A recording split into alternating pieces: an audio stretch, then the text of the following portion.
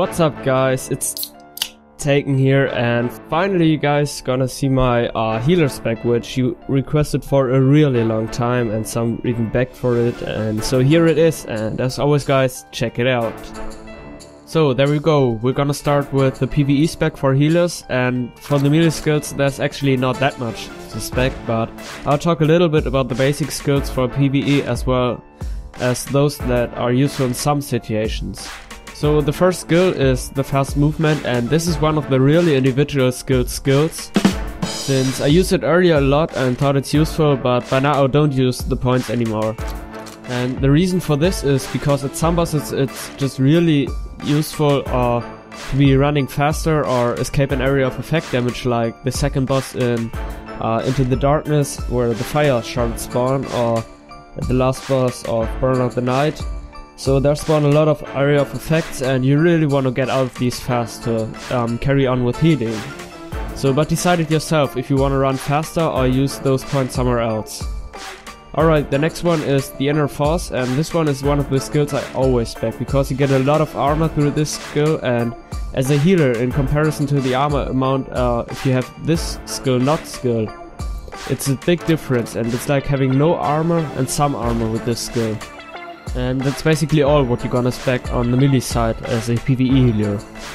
So for the healer talents, of course you wanna set this point for the first skill, since you wanna be a healer.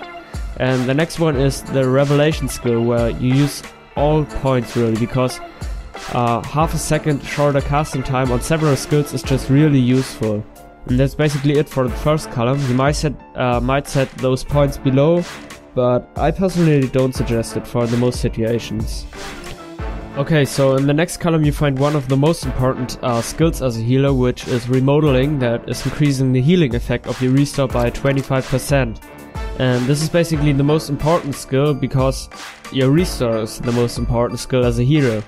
Because no matter in what situation, you need to have full restore on your team. Always and ever guys, because whether you get stunned or silenced by the boss, you really want your team to get healed, which you can't do if you're stunned, but restore just takes a lot of work from you as a healer.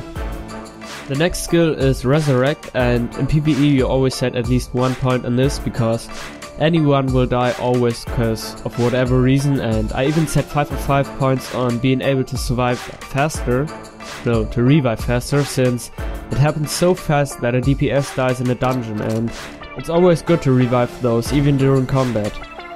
And of course you're gonna set the Ring of Healing as well, and also the 3 of 3 points here, so you can use it more often and even spam it. And it will heal more on top while the targets have restore on them, and as you know, they should always have restore on them, so this skill is even more useful. These two skills below are interesting, and since Compassion is a really important skill, especially if you're running with melee DPS, those have less armor and are standing close to the boss, and on top means they're losing a lot more HP than others. And since you don't want to care about a DPS, or especially melee DPS in single the whole time during a boss fight, this will heal them with rapid healing each time you heal the tank with rapid healing. So not in this situation, but in general, if two targets are near to each other and you crit it with your rapid healing, then you're gonna heal rapid again of one target, the other target gets the rapid healing as well. So especially in a dungeon where the melee DPS and a tank are close together, you can just heal one of these with rapid healing and the others get healed too, which is just really useful. Alright, Gift of Life, and you basically see this skill being activated a lot, and it's really useful considering the many times a healer would die if he wouldn't have this skill. So basically it's like this: if a healer drops below 25% of his maximum HP, he gets back 30% of his maximum HP immediately. So with this you gotta consider, you wanna have it available more often or just once during a whole dungeon or boss fight. So with 3 of 3 points you have it available every 2 minutes, making it maybe being activated like twice during a boss fight, or at longer boss fights 3 to 4 times. But you gotta decide it yourself whether you wanna save those 2 points on different skills or set it here. But for harder boss fights I really set 3 of 3 points here, cause my theory beyond that is if the healer dies, the team dies, so it's really important that you survive, and especially in dungeons where you get like 15k hits from the boss, and that even twice in a few seconds. It just happens so fast that the healer dies or even gets one-shotted, and if you just have this ace in the pocket where you just heal immediately for 30%, there's a lot higher chance to survive those area of effects. Okay, so as well you wanna get the divine healing, and you set as well 3 of 3 points for the skill below, which basically is meant like this. You use a rapid healing, and by the rapid healing you get a buff which will decrease the time for casting for your divine by 50%, and if you use the divine afterwards, the mana that is used for the next rapid is decreased. So it's basically meant to like act in a combo that you spam rapid and divine alternative. Alright, next spec is the PvP spec, and now we're gonna talk about several of those skills I didn't mention before, since they just really don't make any sense in PvE, but I'm gonna mention them now and explain that as well. So, here we are on the melee side again, and now for PvP, of course you wanna have the 50% faster running, since you really needed to be able to move and act fast as a PvE healer. So, no matter what slows you or who's after you and wants to kill you, you want to be faster than the other guy, or you wanna be faster at your own guy to heal him, save him or whatever. And furthermore, you set the armor bonus as well, because of course in PvP you get a lot more damage from others than in PvE even.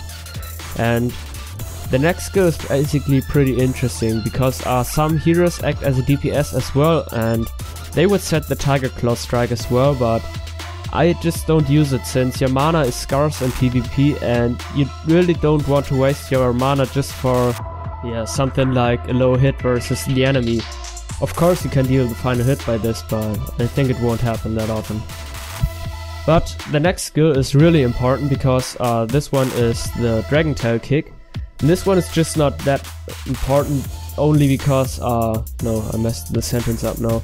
This one's just important because you immediately interrupt the enemy casting, and on top it will silence any mana using class for 3 seconds. So if you interrupt the archer, they would just interrupt it, but for any mana DPS like the mage who just lay down his proc, or a healer that is low, it's just such a big disadvantage for them if they get silenced for 3 seconds. So it's just important to really skill this skill.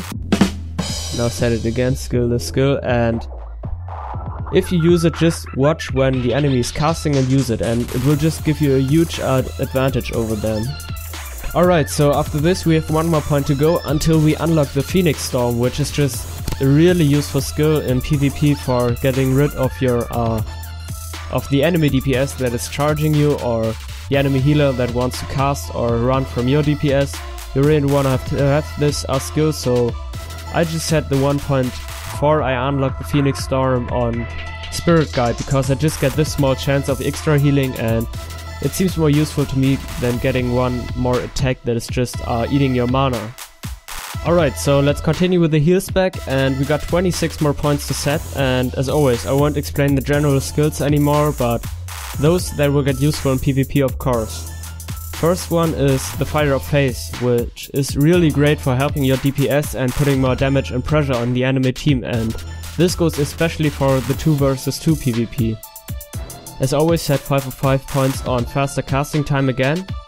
No rest of course, since you can't use it in arena anyways, but as always the 5 of 5 points on the higher restore. And now there's just a skill that I have seen a lot of heroes using in PvP, since it's the Martial Power, no, PVE, I hope I pronounced it correct, which will basically make you a more powerful DPS healer. First of all, it makes the duration of the fire last longer on the target, and on top your damage with the Arrow of Face on those targets will get 20% higher. So this is basically for 2 vs 2 PvP, because in 4 vs 4 you don't get to hit the enemies that much, because you need to heal your own team. But I just don't use it, since the DPS will probably go for you and you don't have the time to attack anyone. And even if you don't get attacked as a healer, this draws just so much mana if you want to go for attacks in PvP. And it's just a high risk for you to spam out attacks if you have no mana left. The enemy team will probably know, and then the DPS goes for you. Next column, so here you gotta make the decision. Will you go 2 vs 2 PvP or 4 vs 4 PvP, since in 2 versus 2 it makes no sense to spec the Ring of Healing while it does in 4S, so... Furthermore, I set points down here for getting some mana back if I use Restore, because in PvP with S3 gear you just have like no mana and it's just so scarce. Next one is Gift of Life, and here you gotta make a decision again.